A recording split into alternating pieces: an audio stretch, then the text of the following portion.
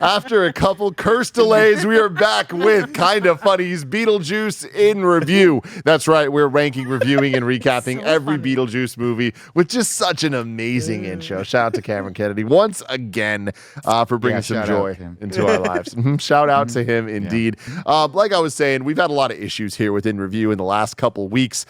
People get sick, people going on vacation, like Nick, an oversight on our part, just a teensy tiny bit of just like, are we really about to do Beetlejuice in review without Nick? And it's like, yeah, which was part of the plan, but it was a bad plan. I admit that. That's on me. It happens. But then after that, we were going to do The Boy and the Heron, and then Belinda got sick, and then now Nick's back. And then Joey watched Beetlejuice 2 and someone ruined her experience, so she had to watch it again. It's a whole bunch of shit. But what you need to know is we're doing it. We're doing it now. Beetlejuice 2 in review. Next week, we're going to be doing Transformers 1 in review. At some point, we will be doing The Boy and the Heron. And I promise you that me, Belinda, Andy Cortez, and Nick Scarpino will all be a part of that, okay? I just don't know when it's going to happen yet, but I'm hoping it happens very, very soon. And now we have a date for Inside Out 2 coming to Disney+. Hell yeah. September 25th. So at some point soon as well, we'll be doing I'll be on that. vacation for that. Yeah. So exciting times abound. I got my honeymoon. Got my baby moon. But Do you have that many life events happen in the last 2 weeks? Yeah, it's been busy, Joe. it's busy. Andy's out there getting busy with what's her name, Lady Maria? Yeah. Up at the clock tower. Right. Bloodborne, Astral Clock Tower. Yeah, I get it. Goddamn clock tower. Anyway, this is in review. We rank, review, and recap different movie franchises, and we have a great time doing it every single week here on youtube.com/kindafunnygames. You can also be a Patreon producer like Carl Jacobs, Nathan Lamoth, Alex J. Sandoval, James Hastings, and Casey Andrew. And you get the shows ad-free. You get the exclusive Greg Way every single day. You just get a whole bunch of really cool stuff, and we appreciate you for your support. Today, we're brought to you by Shady Rays and Hymns, but we'll get to that later because we got to get into it. We've waited long enough. Beetlejuice.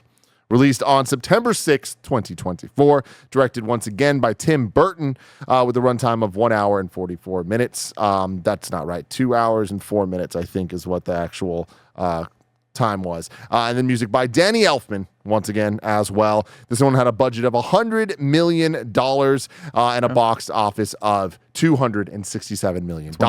It's doing... It is 144. It is 144. Yeah?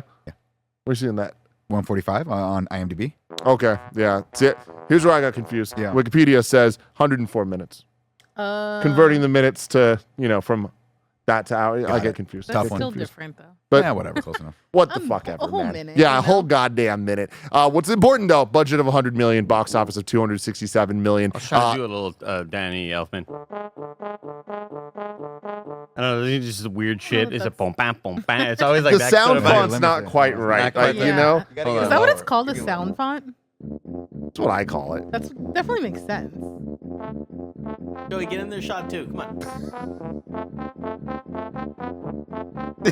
Wow, it's pretty good.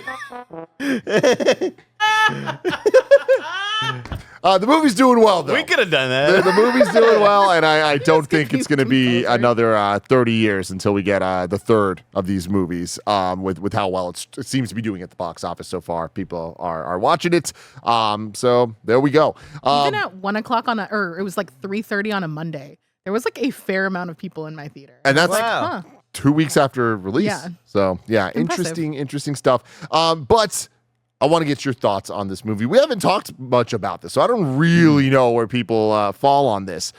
But I got to start with you, Nick Scarpino. You saw Beetlejuice 1 in theaters As a child. And now the juice is loose. Yeah. Give me the Chuck line one more time. Come for your daughter, Chuck. Oh my God, it sounds just like him. Good, right? I was sort of flabbergasted when this movie got announced. I was like, I don't think we need a Beetlejuice sequel. The first, of course, is a classic and one of those sort of lightning in a bottle movies where you watch it back now, you're like, wow, this really came together very, very well. It's special, it's unique, it's weird. It shouldn't have worked. It should never have gotten greenlit, but it did, and it, made Winona Ryder's career. It really helped catapult Michael Keaton into obviously getting him the Batman role and all that stuff. And it's just a special, awesome movie that I ended up rewatching after this. So the fact that we did a sequel for this, or we're getting a sequel for this, 30 some odd years later or whatever, is is one of those things where you're like, I just don't want them to screw this up. And I don't want it to be like the majority of sequels that are legacy that come way too late that are just a little miss. And unfortunately for me, this movie sort of fits more into that category than into the categories of, well, I can't really think of a great legacy sequel right off the top of my head. Maverick. But yeah, I It's the guess only Maverick one. would be the only one that's sort of like golden standard. And that's the as high only as you can standard. get. To be fair, though. Which, is tough. It's hard, and that's that was a very unique and special movie. And most of these movies kind of sit toward that, or the sort of Netflix legacy sequels like Axel Foley, or I guess a good example would Shouldn't be be mad at you for bringing that up, but like I do think it's comical how much you talk about Beverly Hills Cop. Like it's just because it's a No, good totally. analog Yeah, of being I know, like that I know, movie yeah. was so popular back then, and now we're sort of bringing it back, but it's more just kind of it's halfway between a nostalgia play and a cash grab. I guess a better example would be Bad Boys, right? Like the newest Bad Boys was fun and it's entertaining and it kind of feels new, but while still sort of paying homage to the legacy of the series. This movie it's a hodgepodge. There's a good movie in there if they'd have done 2 to 3 more drafts and really pared down all the characters. But unfortunately, there's just too much going on, and none of it is very compelling, other than the Jenny Ortega and what's this actor's name, Arthur Conti storyline, which is her and the young boy. I thought that should have been the main focus of the movie, which, for all intents and purposes, I guess it kind of was the A plot. But then what's the B until plot? they gave up on it and pivoted. Yeah. Immediate or Did like he- halfway through the movie. Right. It's like, He was 'Cause great. if you- I loved his performance. He was I want to fantastic. see him in like everything now. Oh, I He's think- awesome. crazy by the that this way- is his like first main, like his only other IMDb credit is not Rings of Power, the Dragon, the Lord House of the Dragon? Yeah, House of the Dragon. I Oh, think as like really? a side character in one Oh, episode, shoot. and that's crazy that these are the only 2 things. He was awesome. I really enjoyed his Yeah, performance. and to be fair, I think all of the performances in this movie were great. I don't think there's anyone in this movie that's particularly bad. They're just not in it enough. The big problem with the movie is it's just completely and totally unfocused. It's the main baddie is supposed to be Dolores if you watch the trailers, but she's not in this movie at all. She actually doesn't even need to be in this movie at all. In fact, I would have Shouldn't be. argued we should have cut this person out of this movie completely and just really beefed up the story between Jenny Ortega and what's the character's name? Jeremy. Jenna, not Jenna Jenny. Ortega. Oh, sorry, Jenna Ortega. I'm trying to remember her character's name. Astrid and Jeremy, because that to me is interesting and new and fun, and I didn't see it coming. I was like, oh, we got some twists and turns here, and it's kind of fun. And I liked her, and that would have gone really strongly to back up the relationship between her and Lydia, who I think that should have been the kind of crux. We didn't need the Catherine O'Hara husband story. I forget the actor's name that's not in this by Jeffrey design. Jones. Jeffrey Jones. We didn't really need that. That was kind of weird. In fact, I love Catherine O'Hara. I absolutely love her, but I don't think we needed her in this movie necessarily at all. And the Justin Theroux stuff I think was decent, but again, maybe not enough of it to really drive home when we see him get his comeuppance at the end. So that's the negative. Now let's talk about the positives of this film. I love Michael Keaton and I love Beetlejuice. And I'm going to tell you something right now. Not utilized great in the movie because Beetlejuice in the first movie was just so much more menacing and so much more of the antagonist. And in this one, he's just sort of around and doing his own thing and having fun and having it up. But by the time we get to the Beetlejuice, like, baby, this is when I started thinking, oh, we're getting hints of the original Beetlejuice here. And I really, really enjoyed those moments. So I laughed out loud. I enjoyed watching this movie. I had a fun time watching this movie. But I wish they had just focused it a little bit more and pared it down and really just sort of made it a little bit more straightforward like the first one. Joey. Now that I've seen this movie 1.5 times, I would say, I'm really pretty much on the same page as Nick. I think there are just too many things that they're trying to do at the same time.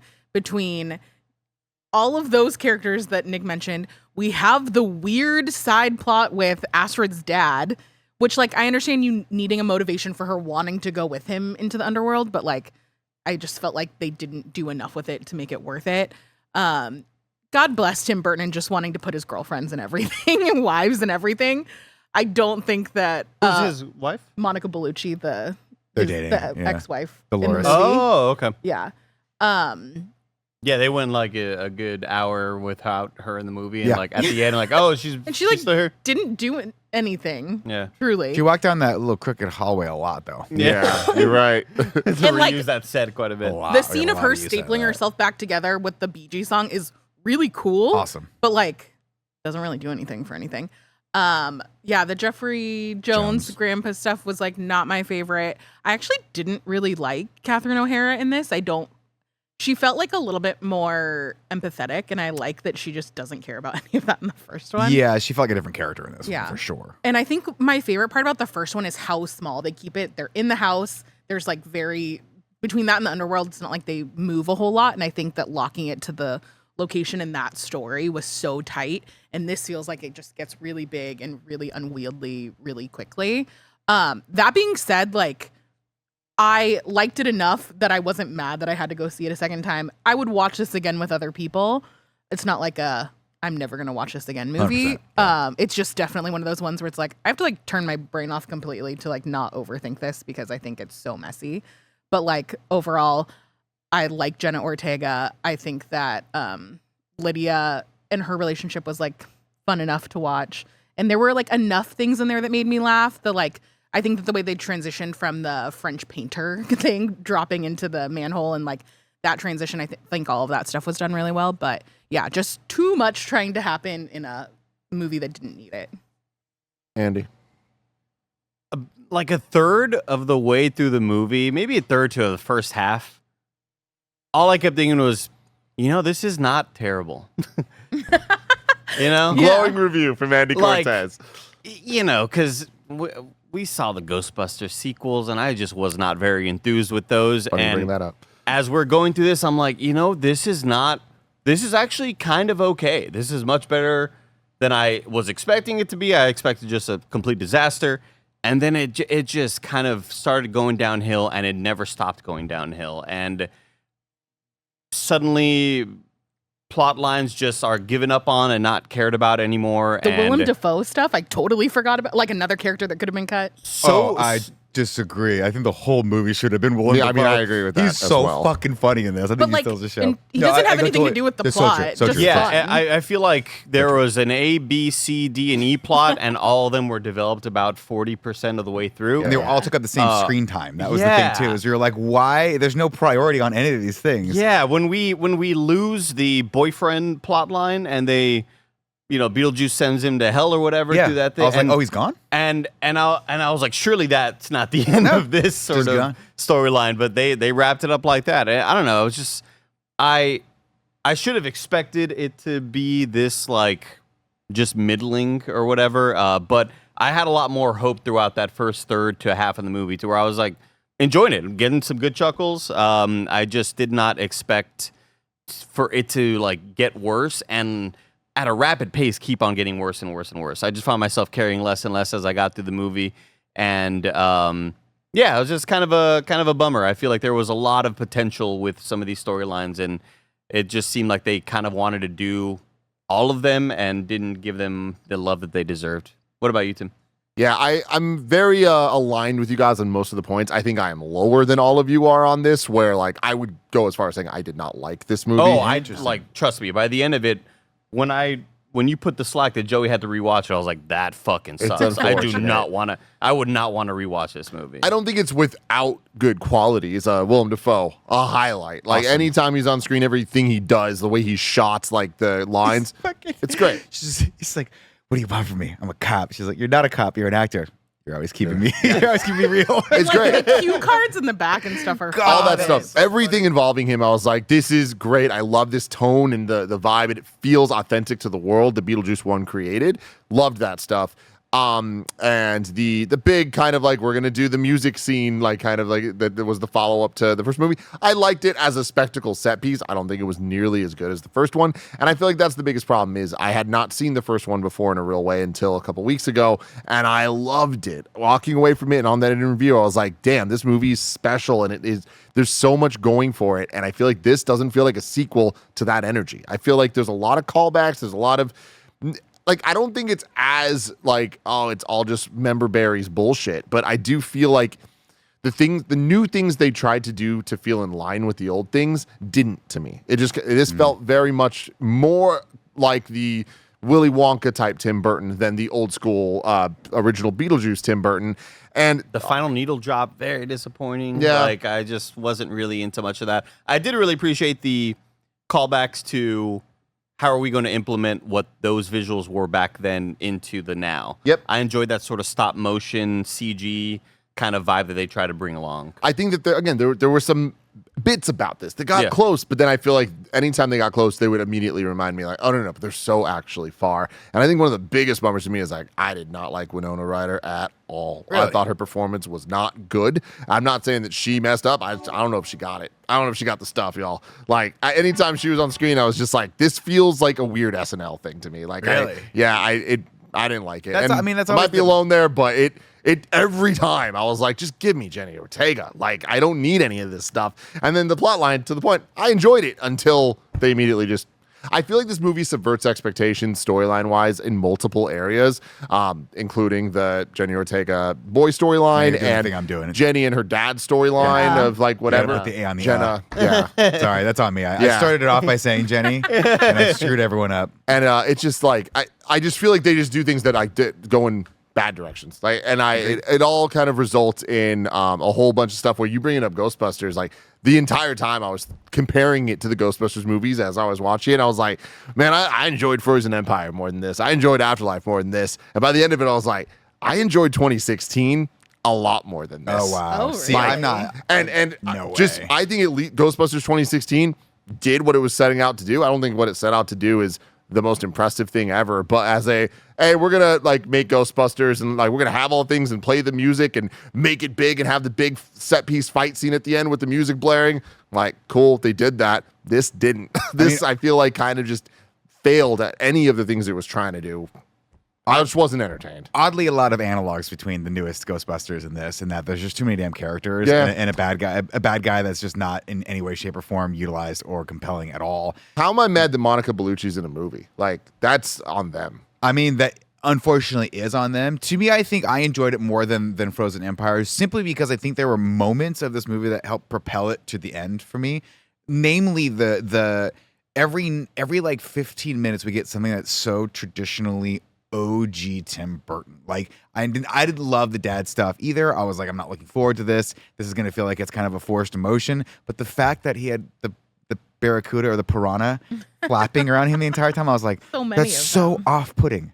And it's so fucking funny. Or the actual horrifying moment where she walks in and they don't show the mom's face or the dad's face. And you're like, whoa, what's going on there? And you're like, is that stylistically just Tim Burton or is there something going on? And then we get the payoff of the mom comes around the corner. She's got the whisk thing or the Egg beater. egg beater in her eyeball, and the dad's got the chainsaw on his face. You're like, oh shit, that's like actually horrifying.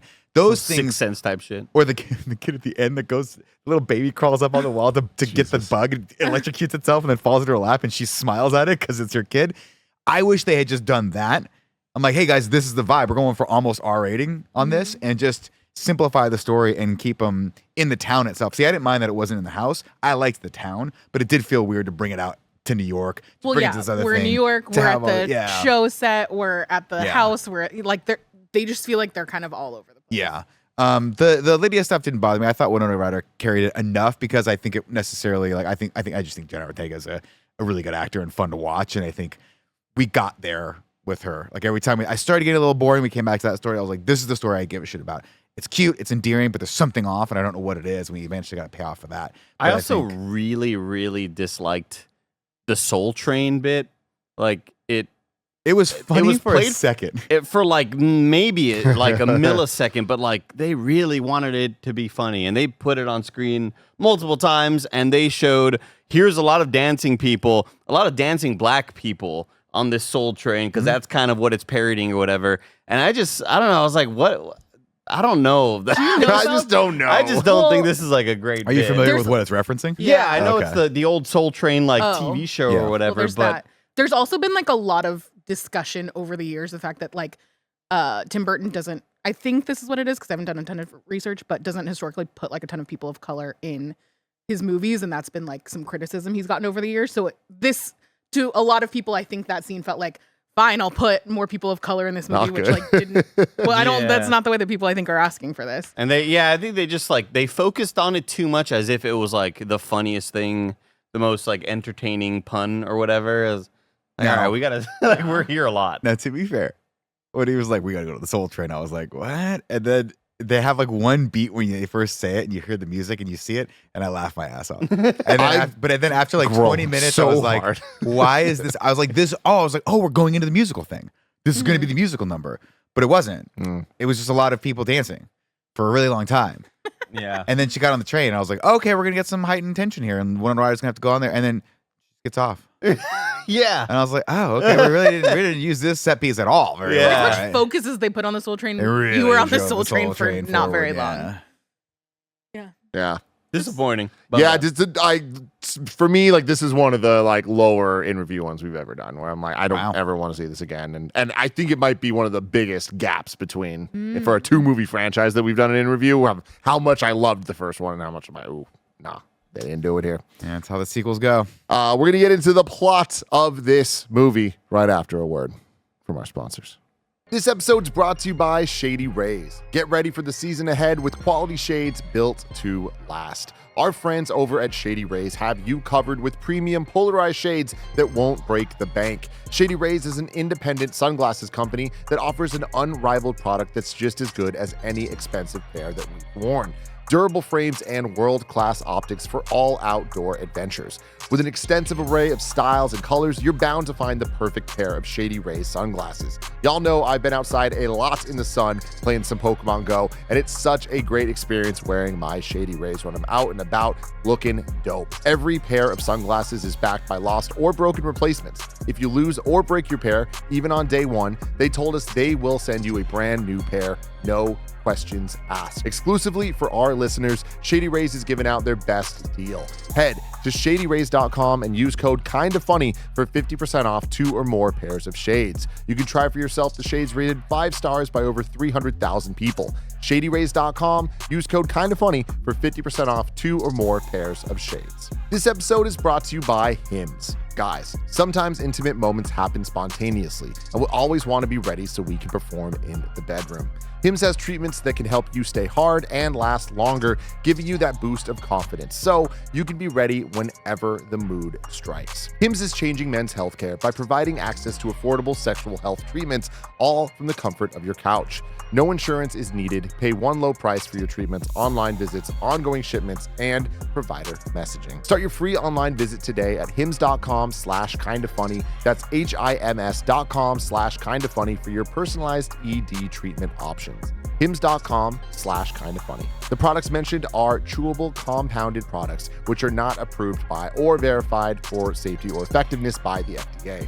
Prescriptions require an online consultation with a healthcare provider who will determine if appropriate. Restrictions, details, and important safety information. Subscription required. Price varies based on product and subscription plan. Michael Keaton. It's not the sound. Yeah, this works. I think this works. That's Rugrats? got it. There you go. Michael Ghostly. Keaton, you are dead again.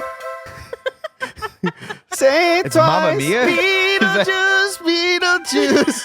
Michael Keaton, you are dead again. I was thinking about it in the restroom. For a second, you kept playing that, and I thought it was "We are young, we are No, young."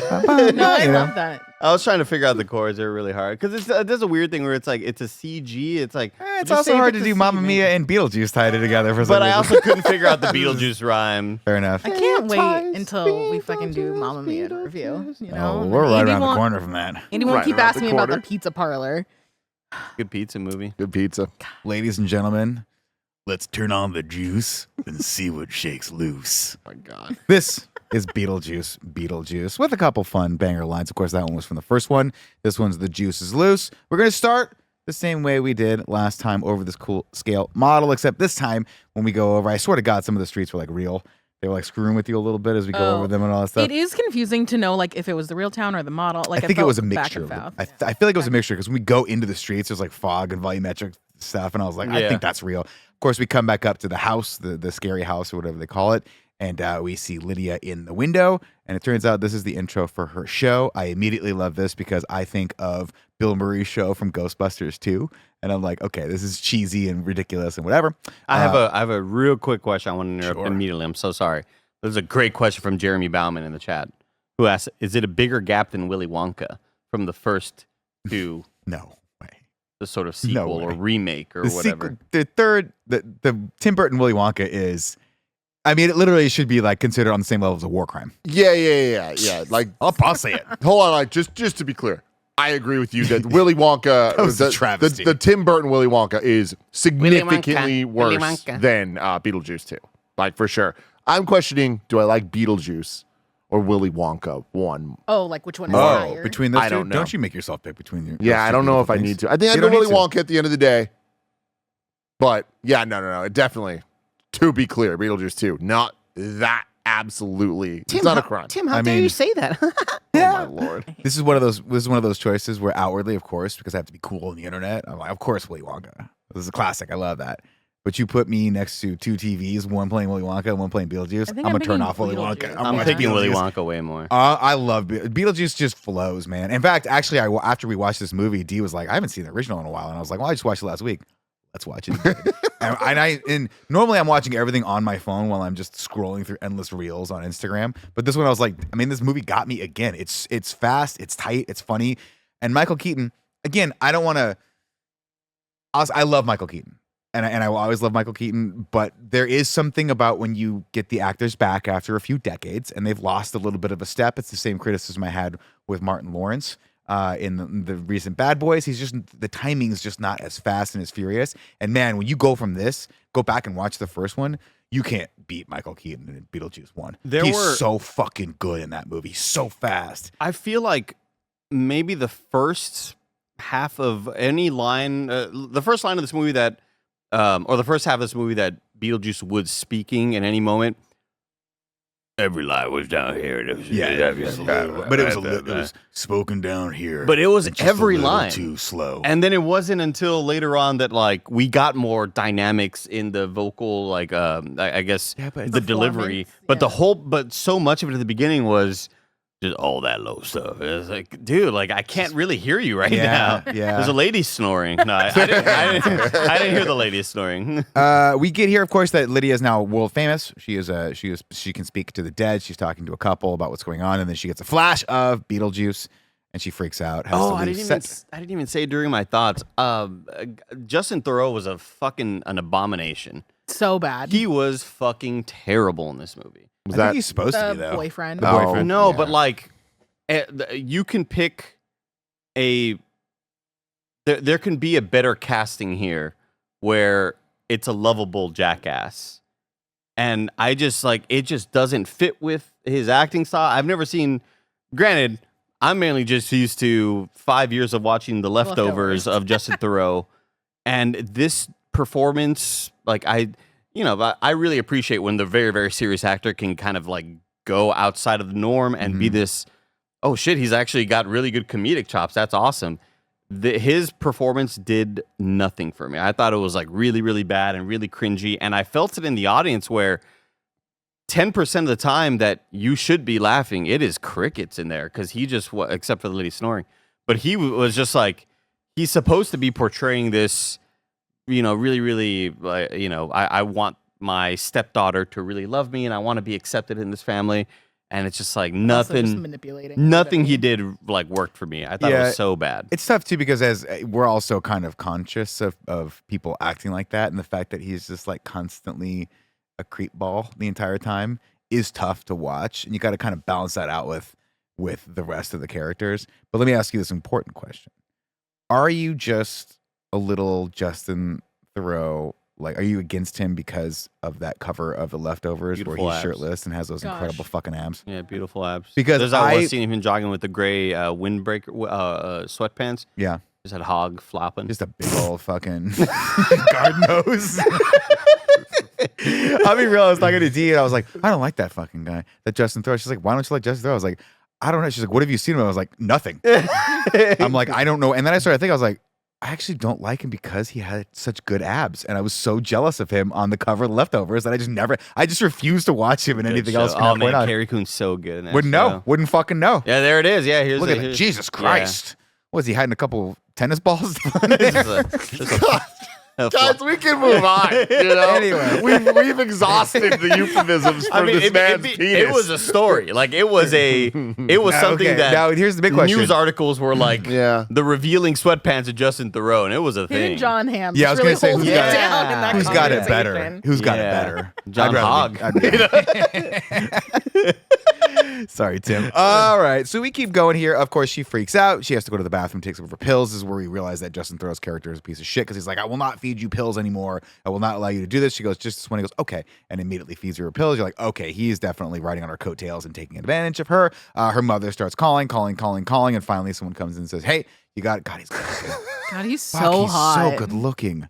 I feel Give like him in Batman, this role dude. could have Give been him fun. Batman. Give him Oh Batman. yeah, he John plays Hamm that. has great Yeah. comedic chops. Absolutely. John Hamm as this character would have been It would have been awesome. pretty John Hamm would amazing. make anything. Yeah. better. Yeah. Yeah, that's fair.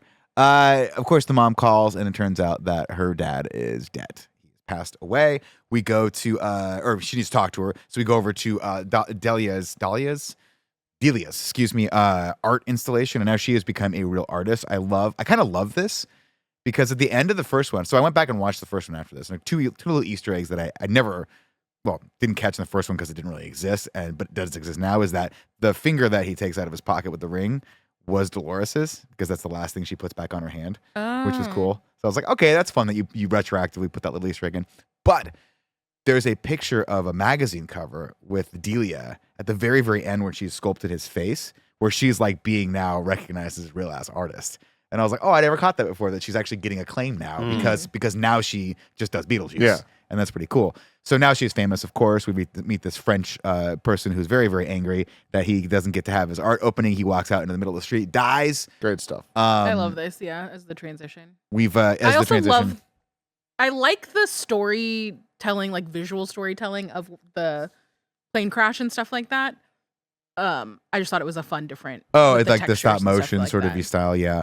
I just think that, look, I mean, obviously Jeffrey Jones was very highly problematic human being, very unfortunate because growing up, I loved this guy as the bad guy and everything he did. He was the principal in Ferris Bueller's Day Off. It was a classic, iconic role for him, and then heartbreaking that the guy's a giant piece of shit. I don't even know if he's alive anymore. I think he is. Is he? Okay. It- So it's- obviously you can't include him in this movie, but it feels so fucking weird to still include him in It's this so movie. weird. Yeah. Yeah, because Bad choice. when that happens, when you he died in a plane crash happened. Oh my god! No, he was eaten by a shark. He survived the plane crash. Like that's a good comedic beat, right? Yeah. And I thought, oh, that's how they're writing him off. That's great. That's genius. Awesome. And then they like wrote him in. Yeah. Like he was not. They gave written him it off. was like a whole speaking lines. character. Like somebody had to do his voice, and they're like, For "Well, if way we too gargle it much. through that main artery, it'll be totally fine." Like, what? This is so like. Yeah. At this point, put him in the goddamn movie. If you're gonna put him in the Yeah, movie, like it's I weird. I didn't need a half-eaten guy walking around being like plot like deep or e plot or Bumbling whatever. around, It was dumping into so anyone. unnecessary. What? We need to normalize recasting people. You know what I mean? Yeah. Like, let's just have it be someone else and be like, "Yep, it's a different person. Fuck Yeah. the other guy." But it's also like a movie that is like overly stuffed with characters. You Yeah. would Yeah, think- you you didn't need to need cut to so do many it. characters. You might as well cut the Too person many that's husbands, bad. too many wives. Didn't like it. The movie, and again, I don't want to be Monday morning quarterback here, right? But it could have been and again, I hate saying this because I love Catherine O'Hara, and I would never cut her out of my film. I want you guys to know that I would never, Oh, good. Catherine, he's not talking about never you. cut you out of my film. But this should have been the one scene she's in, like, "Hey, your father died," or whatever, or we need to. It should have just been "Hey, we need to sell the house. You need to go back to the house and get all your shit or whatever." Take your daughter or whatever, that's it. And then we don't see her or this other character ever again because she didn't really need to be in this movie. I think they wanted to play with the analog of the daughter mother themes. I get it, but she's, again, the stepmom. Not Yeah. even the real mom. In fact, she has a moment here, Moms are great. no disrespect, but in the first movie, they hated each other. Yeah. Because she was Stepmoms, Nick loves you. Stepmoms. Listen. Oh. No, Nick, no. Give me the one. It's fine. You're fine. All right. We do have one line that I think the line that was the funniest line in the movie for me, but then also makes you think a little too hard about it, was she's like, you never, she's like, I always stepped in as your real mom or something like that. She's like, my real mom's still alive. She just says that. Like Oh, Lydia really? has a lie where she's like, my real mom's still alive. Like there's another person out there that's her mom, which makes you go, oh, well, if that character's out there, why couldn't the dad character just be out there and not referenced to anyway? Why did we even need to even worry about that? I digress. I have digressed. I was really, I mean, honestly, whenever Catherine O'Hara was in a scene with Lydia. Yeah, but what's Astrid. Astrid. No, Lydia. Winona Ryder. Winona Ryder. It's like, God dang. Catherine O'Hara, whatever she's doing, whatever supplements she's taking, whatever she's been supplements. eating, That's what it is. she looks fantastic. She looks She fantastic. has some good work done. We'll just put it that way. Yeah, like she looks good. it obviously in the first Beetlejuice, very obvious AIDS gap. Here, it's like, God, man, she just aged so well. I actually do wonder though, because you go back and watch the first one. She was pretty young in that movie, and obviously I think she was supposed to be Just young. Winona Ryder was too like. Well, Winona Ryder was 16 when she did that film. That was like her first film ever. In fact, there was a great little piece of trivia that she was. Yeah, she's not that old. She must be like Well, because she was like 30, like mid 30s when she did Home Alone. Home Alone. right? Yeah, I mean, I don't So know. she's even younger. Oh, here. okay. Yeah, so she can't be that old. Anyway, either way, yeah, she looks great. She's I don't like that. what's that? The mom in Home Alone was 30. Yeah, bro, Something we're like fucking that. old. That's fucking horrible. But she also had 9 kids. So you're like, when did you start? 1990. She's Yeah. 70 now. How old is Winona Ryder? She's my age, probably. She was yeah. 30. No, she's 35-ish. Yeah, 35 when she did Home Alone. I'm 35. I know. Well, how old was she when she did this When movie? no- So and then Beetlejuice shoot in 33. Crazy. And then Winona Ryder would have been 16. Yeah, that makes sense. That checks out. So Winona Ryder's 52. I was just really impressed by God. Catherine O'Hara. me too. I think she was great. Again, shouldn't have been in the majority of this movie. Anyway, here we go. Off we go. We're in the land of the dead. Now, I'm conflicted about this next part. Because the little heads get me. They get me every single time. Hey, real talk, Nick. Real talk. We didn't need In the so first much of movie, them. when we had the little heads and Bob and all that stuff, I was like, this is brilliant. Obviously, great design. Like, that's so good. When I saw the trailer for 2, and I was like, oh, they're really leaning. And I wasn't even the trailer. When I was watching The Goddamn Bachelor and I'm seeing them fucking promote this movie, This is their and I had to see minions. Jesse come out wearing Beetlejuice outfits and shit. And then there's like a bunch of them. I'm like, oh, they're leaning into this. I was like, there's no way this is good. And I was wrong. I loved these guys in this movie. I think that they are one of the highlights of this movie. I don't know why, but they just worked. Well, there's a moment where the thing blows up and he's like, Bob, you're in charge. And he's like, don't let anyone pass you. The look on his face. But tries he's so so hard. scared. Great, He's just so dude. It's- scared it's the 'cause whole time. It's because they all what's so great and lovable about them is that they always look like the dog that's scared looking at you from a different angle. You know, it's always like they always have that look, the afraid sort of guilty look because the dog got into the trash can or whatever. Also, before we get too far, when the French artist first goes down, we get a fun cameo of Danny DeVito.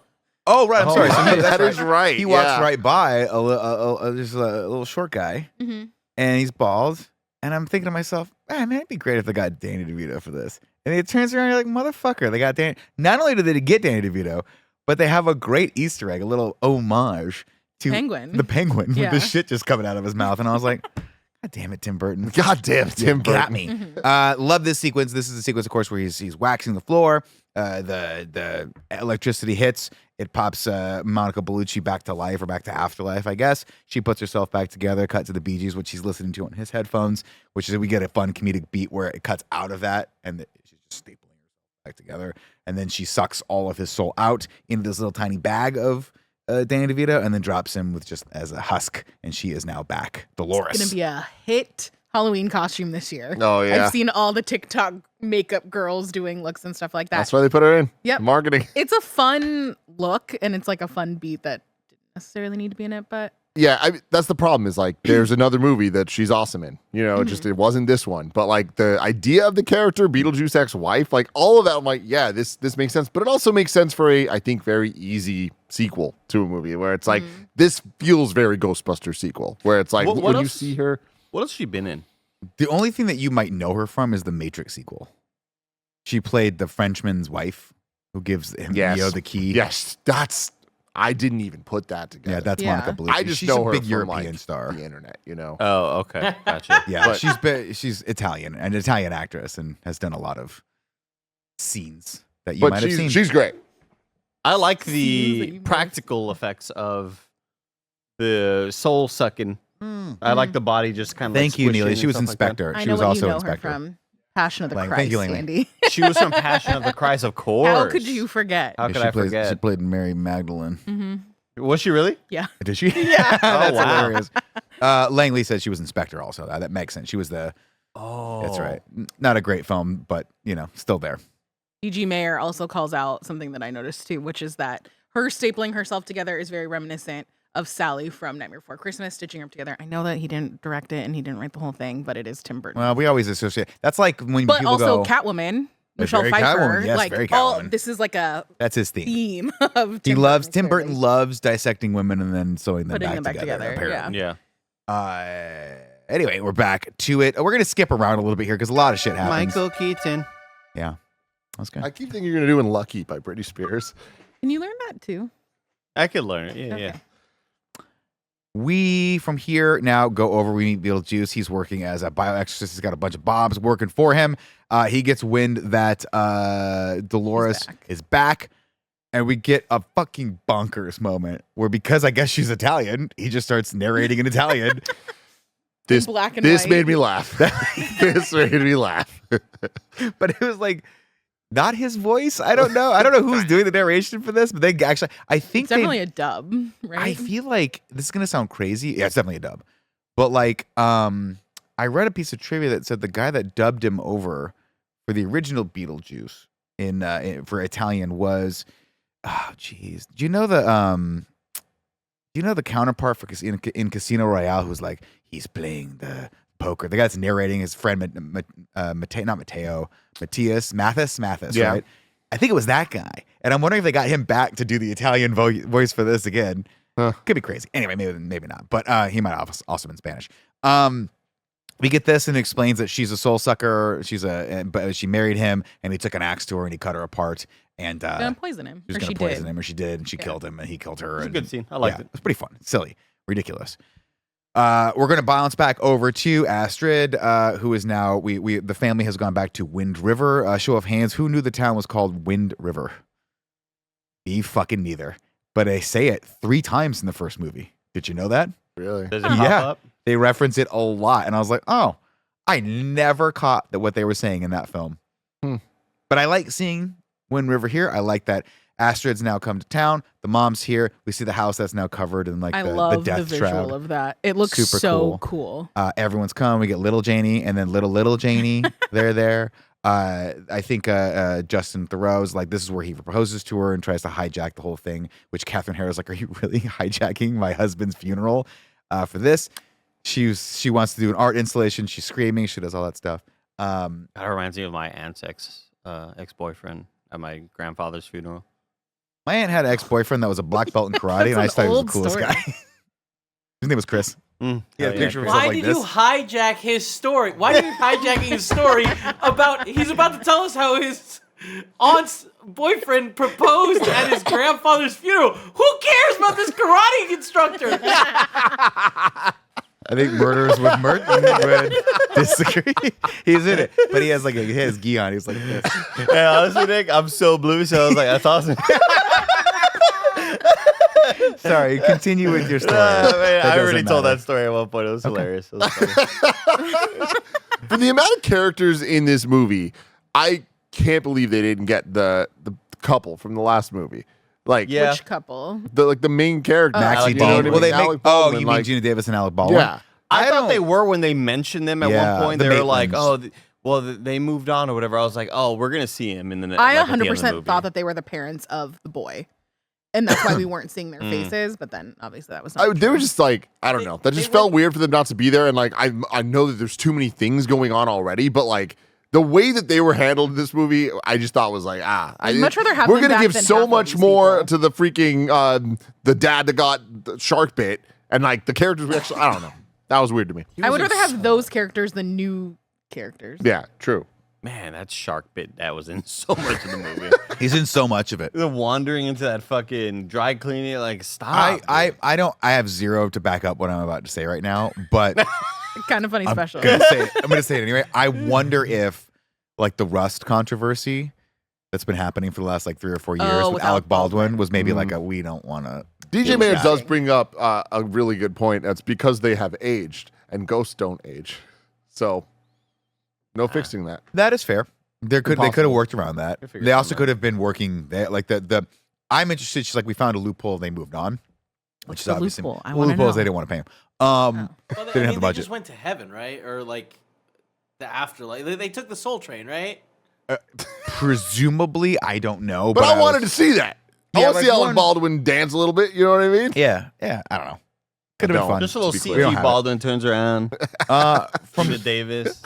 from here, Astrid is like, "Hey, I'm gonna go into town." She ends up going. Oh, we did miss the mad scene where about they pick up Astrid from the school, and we can tell she's not having a good life. She does not believe her mother can see these ghosts. If she did, why wouldn't she be able to talk to her dad? And she's like, it doesn't work that way. So they're very estranged from one another. See this? The thing, I feel like the character that we get of Lydia in the first movie and where she is at this movie, there is a wide gap between her like really coming into her own through her relationship with the Nealons and all of this stuff, and then her kind of feeling like a shell of who she was and like being kind of like feeble. I feel like we didn't get a ton of exposition of how she ended up like that. Yeah, I'm with you, and like I didn't like that, and I feel like this to me was like they're saying this, and I'm like, oh, she can't see him because he's not dead. He's not actually dead. Oh, the dad? Yeah. And I'm like, oh, cool. That makes sense for how you built this up. And then when they reveal that's not the case, I'm like, I feel like there was like multiple plot points that set that up to be the conclusion. And they subverted that, which I get, you know, they don't want us to be able to predict everything. But for when we ended up seeing the dad later and he was actually dead, I'm like, what the fuck was the Yeah. point? Like, why wasn't she seeing him? Especially with the lines of, I check in on you guys all the time and stuff like that. It's like, there. So then What's why? the loophole that this works in? Well, loophole could be just That throwing he's it out not there. all the way crossed over. Well, no, it's that remember how they always had the thing of like you're kind of locked into where you died, and he died in the Bermuda Triangle. So like unless she goes to the Bermuda Triangle, can't but then you how see is him? he checking in on them? It's closed circuit TV. Yeah. Oh, I didn't see that CB part. radio I get show. it. Yeah, they got the internet. From here we go through town, and this is where I started thinking to myself, this movie could start getting cooking right here because I love movies like this, Tim Burton style, little horror-esque, fun comedy, but like could be a classic Halloween movie set in a small town. We got a kid on a bike. Everyone's got bikes. They can't get around. And I'm like, oh, this is giving me some Stranger Things vibes here. We see I don't know if you guys caught this. We see the hardware store that is now a hipster coffee shop, which I fucking love. And then of course, she goes loses control, goes through a fence, and who should she meet? This cute boy up in a tree reading Charles Dickinson. No. Nope. Charles Dickens. What was it? I don't remember what it was, but Is it Tale of not Two that? Cities, right? No, wasn't it the No. Russian? To have. Oh, Tuts- Pavel Chekhov from the Starship Enterprise. Tolstoy. Tolstoy, that's what it was. Word association. Charles Dickinson. He's reading Tolstoy, and she's like, "Oh my God, you read Tolstoy?" And I was like, "Nobody's ever gotten turned on by Tolstoy." I Oh, just want Chucky everyone to D. know. That's how you know this guy's a bad person, because any teen that's reading Tolstoy, Yeah, the red That flag. is- makes I her a also bad don't think person? Tolstoy's right. Put him on a either. list. Yeah, I don't think so either. was Crime and Punishment, wasn't it? Dostoevsky. Yes, there you go. That's what it was. Dostoevsky. Oh, okay. Is that the Tetris theme The song? word association got me there. Yeah, at the end, yeah. Okay. We Well, want there's everyone. also Crime and Punishment, War and Peace, like Calvin and Hobbes. Yep. There's that. The juice is loose. Okay, so she meets him. He's a cute boy, and that's great. And now I got to go back to Wikipedia to figure out where it went because this movie jumps around so freaking much. I can't remember what the heck's going He on. invites her back. That's right. He invites her back. She's like, this sucks. He's like, why don't you come back? My parents aren't even around. Actually, they go upstairs first. The parents, we don't see their faces, but they go upstairs to hang out. He's like, why don't you come back? Your mom's getting married tomorrow night or whatever. Why don't you come back at 10 o'clock and we'll hand out some, or 8 o'clock and we'll hand out some candy to the kids and hang out before that happens. She goes, that's pretty cool. She goes home. Her mom's like, oh, you got a date? That's pretty great. Her mom goes to drive her there and she goes, what are you doing? She's like, I'm getting out. I'm going to say hi to the parents. And she's like, Mom, come on. I'm not a kid anymore. Lame Like, as shit. I was like, what? Why wouldn't you want to say hi to the parents? Like, your 15-year-old daughter. Like, yeah, go in and say hi to the parents. Anyway, she feels bad for being a bad deadbeat mom or whatever the hell it's been, hanging out on her cool TV show on TBS. So she lets her go up there, and you're like, uh-oh, this ain't good. she goes up there, and of course, the boy starts talking about. He's like, "Well, oh, this is where we learn that he is in fact dead because they kiss each other, and she's floating, but then literally floating." And he's like, "Okay, follow me on this." And I love this, by the way, because he had a copy of the handbook for the recently deceased, which he said he quote picked up at a garage sale. And you're like, "Oh, what was it, the Maitlands? That would have been cool." Nope, that's the one he got because he is dead. He's been dead for a while, and in order to come back to life. How old is he? 200 something years old or some shit? The kid? No, he died in like the 90s. 90s. He killed his parents in the 90s, remember? I am glad that they addressed it so quickly because Me too. at least for me, I clocked it pretty early. I'm like, oh, he's Did a you? ghost. Yes. Dang, you're good. Especially when they walk or when she gets there and they walk through the house and you don't see the parents. I'm like, oh, there's something up for sure. Yeah. Oh, that ain't, yeah. And I'm glad that they didn't save it to be like a big reveal. I was happy about that. It was fun. And I was like, oh, cool. This is what this movie's about. And we're probably midway through, so this makes sense. We're going in there, and the rest of this movie we're going to have to play out in the action zone. But it was And I'm also like, the analog of them being in the attic, like being up there, looking through the window. Like it's just such a neat little analog to the Maitlands. yeah, very cute. Very good. Of course, he's like, hey, you could help me. I need to get you into the land of the dead. You have to read this incantation. And then once that happens, you can come help me, and there's a thing we got to do down there, and you can bring me back to life. And she's like, well, sure, this sounds right. And you can see your dad. That's like the big That's thing. what it was. That's right. Sure, this sounds right. I was like, that doesn't make sense. Because at one point she's like, I don't know if we should do this or not. He goes, you can come see your dad. She goes, okay, that's fair.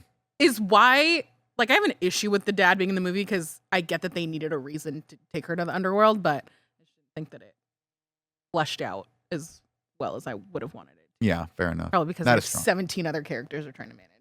Yeah, because we're bouncing back and forth between the shots of Tim Burton's girlfriend just walking around random hall sets that have been lit, and they're like, "Well, just get over here." That have been lit. We'll get over here. And Because Willem literally- Dafoe running a one-man show. So we have God to talk bless about him. Willem Dafoe for a second We really do. because I forget the name of the actress that plays opposite from him, but in my brain, I want to say she's Wendy Peppercorn from. I was trying to figure out No who she was way. too. No way. It's not her. It's not. She's got But I that couldn't pole figure through out her who neck, the though. character was. Pretty cool. No idea. Because I couldn't Who's the remember what the actress? character's name was. Well, I know her from something, Mm. and we got to figure it out. It's like, gonna great, piss that's me off. wonderful. Do we know what her character's name Well, is? it's not Willem Dafoe. And it's not. I assume Oh, it's not okay. this girl. Is it this woman? Liv Spencer?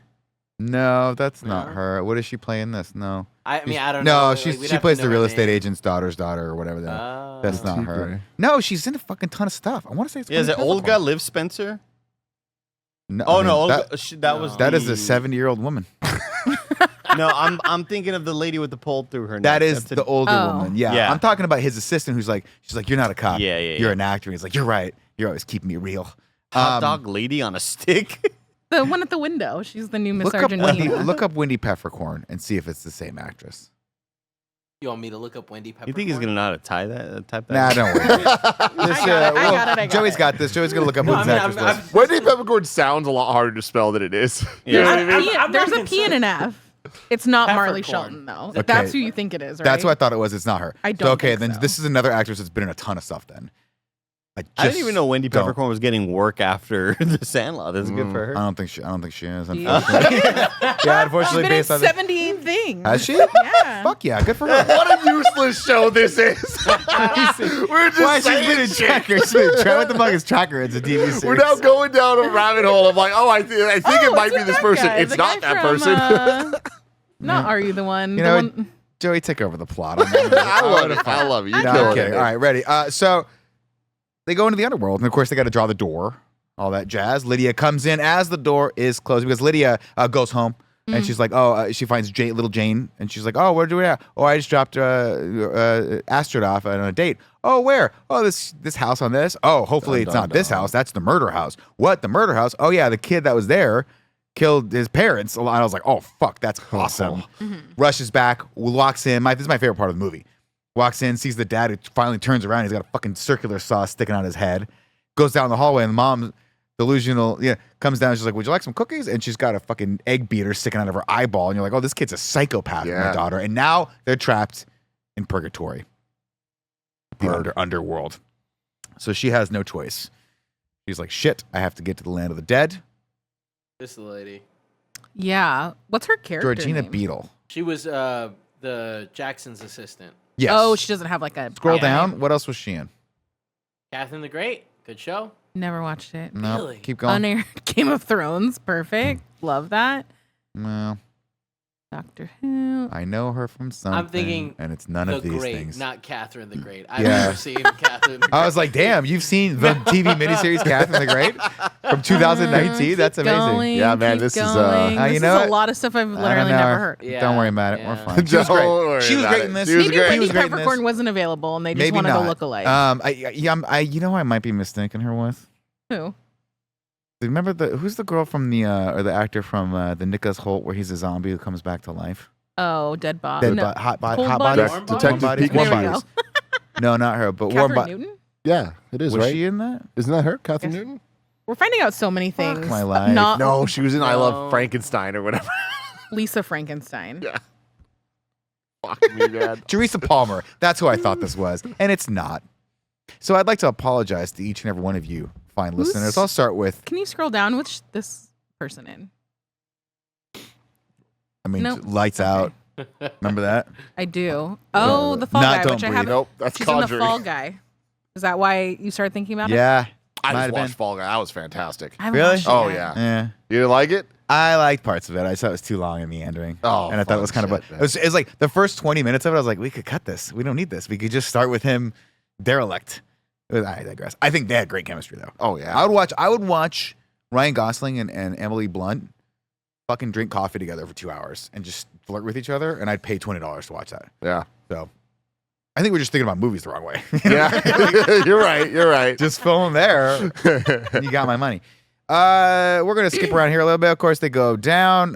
She sees her dad or whatever. This kid's like, oh, by No, the they go to the thing. what thing? They go to the desk, and she gets her passport stamped, and like she feels all weird. Yeah, she feels all weird, right? And he's like, oh, I'm sorry, I fucking tricked you. Like that Fucking incantation you got said. you. Actually, we switched souls. Seems like it should have been a little harder than that, but whatever. Mm-hmm. And so you're screwed. I'm off. I'm gonna go over there as soon as I get my passport. He's like, well, you gotta get your passport stamped. Like, shit. I'll go get my passport stamp over there. So he's got to go wait in another line, and she gets shuffled off to the Soul Train. But of course, before that happens, Lydia's like, shit, I can't believe I'm about to do this. I gotta do it. The only person that can help me You only here got one option. is Beetlejuice. Beetlejuice. The juice is loose. This is where I it was pops out. so let down by Yeah. this scene, man. Not good. Like, to compare it to the scene in the first one when they call on him and he comes out and it's the crazy freaking circus shit going on and the visuals and just everything. Such a spectacle, such a like holy crap scene. This was just like, what are we doing here? You had 30 years to think about how Beetlejuice is gonna like make his return. And it's this way? I don't know, man. I don't even remember what this scene was because my main memory of Beetlejuice is like the therapist office one. Is that this or no? The main the Beetlejuice. When he and Lydia reconvene for the first time when she calls him, what happens again? I don't. Oh, This is the bomb on the wall thing. We missed right? that. No, this is the bomb on the wall. Yeah. That sequence is when, because he doesn't believe her, he says the name 3 times, and they get sucked into the And that's therapist's later, office. yeah. No, that was way earlier. We missed Oh, that really? scene completely. Yeah, where he's like, Oh. "Let's spill our guts." I'll start, and that was just disgusting. And then that's when the baby. We first see the baby Yeah. who starts Right. literally biting her and drawing blood. Very terrifying. I And then hated the he's- baby. But you know Spirit Halloween is on it to get a weird ass little baby Dude. Beetlejuice. God I damn. just I love that baby, and I'll tell you Oh, why. did you see it there? No, I didn't see it there, but it reminds me of Quado from Total Recall. Kevin, can you bring a picture I'm on it. of I'm on Quado from tonight. Total Recall? Thank you very much. Tim will understand what I'm Ooh, talking that's about. gonna be a hard one. Guado? to spell. Guado? No, Is it Quado. Quado? Cute Is Qua- it Quado? Quato. Is that? I haven't Quato. seen Total Recall, but like I've seen gifs. Is this That's like the some weird Sharon little Stone one. baby thing coming out someone's belly? Right? Quaid. No, Start the totally. Sorry, I'm thinking. There you go. Yeah, okay, that's what I thought. Yes, That's Oh. Quado. That's my boy Quado. Doesn't that look like the baby? Yeah. I mean, I feel like Little all better. Bring out the demonic Beetlejuice babies baby. kind of just have a dialed-in look. I hate this. I fucking love it. Total Recall in review. Where is it, everyone? When's Tim gonna let us do it? Total Recall in review. Just Nick's alt account. Oh, Well, man. there's 2 of them. Be hilarious. we missed that scene. That was a great scene, obviously. But this movie moves around so much that who the hell would remember? From here, We can get through this entire recap without mentioning Willem Dafoe's actual character Well, he doesn't do anything and with it. plot point. He's I not know. I mean, necessary in this honestly, movie. it's pretty wild. I'm looking at the Wikipedia plot for this movie, and there's just a lot. And when and you they think about skip it, so much. yeah, and when you think about the movie, it's like not that much actually happens plot wise, but there's just a lot of plots. There's a lot, yeah. In the absence of a real plot, they were like, we'll just have the characters do a lot of silly things that aren't that fun to watch. From here, of course, Beetlejuice is like, look, he does the bomb. He's like, look, I'll come back, but you got to marry me. I need to get out of here. I got this ex-wife that's hunting me down. Really, I guess he's been dodging her. So if you agree to marry me, you sign this contract, ironclad, then I will go and we'll save your daughter. Of course, that's what he does. He got the cool bomb sequence where it explodes. He goes in. And the kid's about to get his passport stamped, and he goes, "You're fucked," or "Go fuck yourself, Oh, we kid," or got something way like more. that. What's We that? got a lot of stuff before we get to that part. What happened? That's at the very end. We haven't gotten to. She gets put on the train. She gets then put on the train. they have to go. And then they find the dad. You know, there's. A lot. That's right. The dad comes and all that stuff, and then the dad's like, "Hey, I've been looking at you guys. It's great. He's got a little fish fling. This is hilarious." Well, no, because I think they kill the kid before this happens. Before what? Oh no, they got to sneak her out. That's right. They Yeah, gotta because she somehow gets put sneak- on the train. Right, and and then then- but then Lydia just takes her off the train, Yeah, and then they chase her, and then the dad saves them and From the takes another sandworm. break. Oh, that's right. They go to the Saturn sandworms, which we've established is on Saturn or a moon of Saturn. Probably a moon of Saturn. Yeah. Well, in the first one, it's on Saturn. Which is it? great. Yeah, because she says we're on Saturn. And then in this one, apparently they're looking at Saturn. The science has evolved. Pluto's not a planet anymore. You know. Yeah. Maybe it comes back one day. From here, we're just gonna skip around, folks, because this is the kid. Delia dies. Delia dies. She goes. This is fucking ridiculous. That's right. I'm sorry. Bob is so good. The And, like, interrogation scene with him and Bob is maybe the highlight of the film. Yeah. because the eyes are perfect. God, Willem Dafoe, man, so damn He's good. perfect. such bullshit. They killed Bob. We bring them back. I want to say through the grave. The dead, someone's grave. Yeah, yeah. Isn't that how they get back to life? And of it's course, like a little dad. mausoleum kind mausoleum of thing. of the dad. Which we had Oh, seen yeah. earlier. She finds the dad. He's there. Whatever. I don't know. Maybe that's later. We come out and this is hey. Here's the wedding that nobody cares about. We're like, oh fuck, we're at this wedding. It's a bunch of influencers that are there. I wish Well, they had also all packed the this. Bobs came through the house. Oh, that was pretty funny as well. We're at the church now, and hey, it's time to get married. And but hell, wouldn't you know, Beetlejuice is there, and he's like, "Hey, everyone, we want some privacy." So he makes all the influencers suck themselves into their own phone. They're all trapped in there. Little nods at the faces getting trapped, just like Gina Davis, or stretched just like Gina Davis. Semi worked for me. It's one of those things where obviously we simultaneously are asking for like just keep the energy of the old movies, but do it with modern do it, and it's like then they do it, and it's like, well, it doesn't look good, so I don't know that I wanted it, Yeah. like Yeah. they I think nailed what they were going for. I just don't think it was worth it at the end of the day. And then before Monica Bellucci comes up, we've got Willem Dafoe and his squad of motorcycle cops, I think. Yeah. Which is hilarious. They come up and he goes freeze, and then Willem Dafoe does nothing for the rest of the movie. And this is where we get a cake and we get the big dance song sequence to what I thought was MacArthur Park is scary in the dark, but it's not that song. What song is it? I have no fucking idea. But Okay. maybe it was is, an and maybe odd they choice, just rewrote I it. thought. It's odd. I feel It's like not fun, and it's not backed up by, in my opinion, the reason why the Calypso, the Banana Boat, not Banana Boat, that's the one at the end. That Tallyman. song, what's that? Come, Mr. Tallyman. Yeah. Okay. No, that's at the end of the movie. Which one was this one? Day-o. Yeah. Me say day, me say the Banana Boat song. The reason that worked is because Alec Baldwin had been playing that music the entire time, so it made sense when he's like, I have to draw a song out of nowhere that I want these people to sing. It would have been his favorite song, which is Calypso. This one just came out of fucking nowhere, and it's weird, and it goes Yeah. on for a really long time. I liked it. I enjoyed this, but I totally agree. It's like this. It just happened. It wasn't like I didn't feel like they got there in a way that was that interesting. But what was happening on screen, taking this out of the movie that we saw, I was like, I'm enjoying what I'm looking at. Sure. I feel like it's hard too Trying to because compliment What's that? Just trying to find the positives. Yeah, I of get this you. for No, me. I mean, I agree. I agree. Taking, again, that's my enjoyment of the movie was just watching moments of it that worked for me. But overall, it didn't work. But I still enjoyed those sections. Like, yes, you're right. Looking visually at this was like, it was kind of cool and stunning and weird and freaky and interesting, but didn't work in the greater film.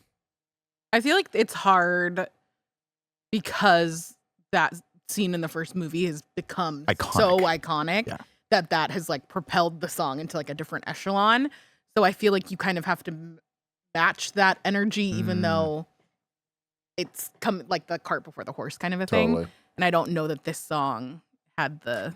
It reminds me a lot of the X-Men Quicksilver scenes where it's like you kind of like set an expectation that like, oh, there's going to be a needle drop, music plays, we're going to use slow-mo in a cool way. And then they just never quite hit as good as the first time did. Yeah. And it's like, I still want them to do it. Like, I still enjoy the scenes. It's just, it's hard to like recapture that magic. And especially when it does have so much like relevance to the first movie where like that's probably my favorite scene in the first movie. It was so good. And the fact that the most iconic music scene in this movie doesn't even have them in it. I think it's the Monica one or Monica Blue Chief scene over this one personally. According to Murders with Mertens and Mike L in the live chat, it is MacArthur Park. Oh. Which I guess is famous for being very, very long. And that's This the is joke. not a song that I know. I mean, I'm aware of it. MacArthur Park is scary in the dark. That's the only line I know. It's a beautiful song. I'm going to listen to it on the way home. Yeah. But it didn't work for this. Not my opinion. There's a cake in this too. It was a cake, yeah. It's really gross. Dolores is here. Uh-oh. Of course, how are we going to get how are we going to get her? She's finally here. Got something to do. That's what he said in the theater. Yeah. And then we go, what we do is we just draw a little, how are we going to end this? Well, writers, where are you? Oh, they're not here. They've clocked out. They've already gotten paid. We don't need it. How about we just end this the exact same way we ended the first movie by using the sandworms? Yeah. Boo. Boo. Big That is boo. fucking lazy ass writing. That is just, we don't know how to, we don't care. We don't care anymore. We're I going feel to like make we our already money. got the little sandworm moment. Yep. That is maybe all we needed for this one. Yeah, it should have been something more fun. Anyway, it's not. And then we have another problem. How do we get Lydia out of this contract? Well, we just come up with a clause that gets her out of the contract based on him taking her illegally into the thing, which apparently null and voids all contracts. Fucking dude, call the writers back from Starbucks and get them to fucking do their job. This is lazy as shit. This is so boring and such a unfulfilling end to a movie that could have been. Could have been something special, you know? Could have been. And I don't know timing on it, but it does feel like the strike is over. We got to get moving. We gotta We're just go. gonna steam past some of That's these issues. probably that we true. They have. probably just didn't even have writers for this. They probably pulled a Quantum of Solace. They're like, get Daniel Craig over here and have him write this fucking movie. He's in it. What are we gonna do? Everything goes back to normal. They probably pulled a Quantum of Solace. It's just such a funny sentence. Like, I know what you mean, but it's just very funny. Of course, at this point, everything goes back to normal. Lydia ends her ghost house, I guess is the name of the show, which is cool, in favor of spending more time with her daughter. Despite this, Lydia continues to have nightmares of Beetlejuice, including a dream where Astrid gives birth to Beetlejuice's child. Is this a play on the end of Carrie? I don't know. That whole end, I haven't watched Carrie in a little bit, but it feels like the end where it's like the dream sequence, like running around and then They're all her gonna hand laugh comes at out me. the bottom. I don't know. I'm not. I've only seen Carrie once. It terrified me when I was a kid. To me, That's what what it it felt reminded like me of. when we talk about how that one producer, writer, director, whatever, was like, I want a big robot spider in Wild Wild West. Mm-hmm. Yeah, Superman. He wanted it in Superman. It's Superman, originally. yeah. And then he got in Wild Wild West. To me, it just feels like Tim Burton was like, I gotta have a baby Beetlejuice. We gotta get the baby, man. Like, we saw I baby Yoda, we saw baby Sonic, we saw baby Garfield. We need a baby Beetlejuice. I needed Audiences an- love baby. I needed a versions. little baby juice in the scene somewhere. I hate that. That, to be fair, if that was the thought process behind this, if he was literally like, we got Baby Yoda, Like, write a scene around we got it. I these don't other, care, all these you other know? babies Yeah. are famous. I'm gonna make this psychotic looking baby Beetlejuice. I'm kind of all for that. I support this. Yeah. I support it. And this the happy you baby, do. the baby for me was so out of fucking left field and so unsupported and so ridiculous that I Someone could support the baby. I could not fucking help but laugh every single time I saw it. And when it crawls up the wall chasing the fly and eats the light bulb and shocks itself, I mean, it's the biggest laugh I had in the whole fucking movie. I'm watching this next to D, who I dragged out for a 10:45 showing at the Stonestown Mall on a Sunday, and she was like, "What the fuck are we watching?" And I was like, "Gold." We're You watching laughed harder Gold. at that than the shark fin shaped tombstone. I think that might have been the hardest I That laughed. was pretty funny. Well, we did get the other scene too, where Delia reunites with her husband, and they go on this whole train, and they're reunited in heaven forever. I also don't. Amen. The scene 2 of Amen. Yep. The scene How we're of ending things. Did we Justin already talk about the Thoreau. snakes? Yeah, we've glossed Damn, how over long it. was I The gone? asps. I feel like I was gone then. The Justin Thoreau truth serum confessing to everything was so anticlimactic. Yeah. I It's was like, oh fuck, we gotta I wrap guess we everything knew, up. but thanks for revealing it in the least exciting way possible. Yeah, again, just an unfortunate indication that you have too many characters in your film. Is that in the end when the loose ends need to get tightened up, it just. Now, actually, I say that, but one of my favorite ways of disposing of a character in the first one was when he just put Otho in polyester, and he was so terrified he ran out of the house.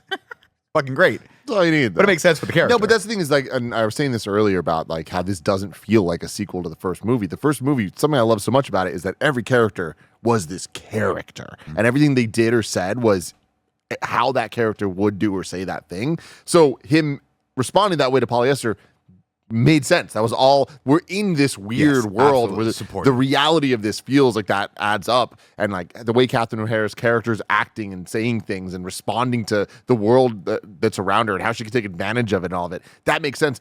Catherine O'Hara felt like a normal person in this, and I didn't like that. It feels like everybody got recast.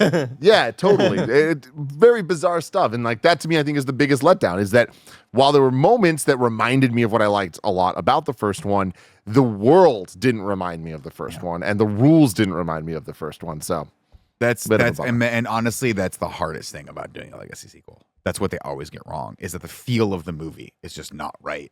And in this, there were moments of it for me. And again, those are the moments that I liked that kind of kept me giggling and enjoying it. But overall, you're spot on. This could have been, you take out Michael Keaton and call this movie something else, and you'd be like, it wouldn't even remind you of the other Beetlejuice and tonally, you know what I mean? yeah, So yeah. So here we are. Time to do something I like to call Ragu Bagu. Ragu. Oh God, Andy, she meant nothing to me. I'm sorry. That is why I won't do 2 shows in one night anymore. I won't do it. What's up, everybody? Welcome to Right Guys Talk Bad Guys, here for the Juice in review. Where do we want to put? I mean, who's the bad guy? I guess it's Dolores Devil and the Boy, kid, the Devil Boy, yeah. Devil Boy, and Dolores. And Where the do we want to put them? boyfriend? Or her boyfriend? I guess and Justin Thoreau. Yeah, What? that. Is Oh, he like yeah. a villain? Rory. Yeah, he's a villain. He's a piece of shit gaslighter. Man, I mean, fuck. Dolores and Justin Thoreau and And Boy. Devil Devil Not Boy. even a devil. He's just A young he's a Killian. murderer. Boy. Yeah, I'm it's like a gonna young leave it Killian as Murphy. Devil Boy just so that one Murderous day teen. we can Murderous. try to figure out what the fuck we meant. If there is a Beetlejuice 3, which there has to Yeah, be. 3. There will I know be. people are saying there's not going to be. There's 100% going there's to be. gonna be. If they don't call it Threedlejuice, I'll be really mad. No, You're gonna call it Beetlejuice. Oh. you got it. Are we gonna do it? I guess. This is the one time, Joey, that I'm like, gotta I do do not that. need the number pun. It's like No. you have one assignment with this. Do not fuck it up. Yeah, you gotta call it that. Oh. But didn't we already do that with this one? Yeah, but I mean, now it's this movie was the threat. You know what I mean? The next movie. this is- Joe is yeah. just doing the sequel to what I did when I was like, why not Beetlejuice or Beetlejuice? And then everybody's like, but you say it twice. I was like, yeah, I guess so. Yeah, that's how the logic works. Okay, Ragu Bagu. We have Beetlejuice at number 1 currently from the first movie. Is there any argument that these guys are? No. No. No. Yeah. No. So at number 2, we have Dolores, Justin Thoreau, and Devil Boy. And now to rank the movies, we have Beetlejuice at number 1. Does anyone think Beetlejuice is better than the first movie? No. Not by a long Now I just shot. really want a third one to come out so we can hear Tim recap the rankings. Yeah.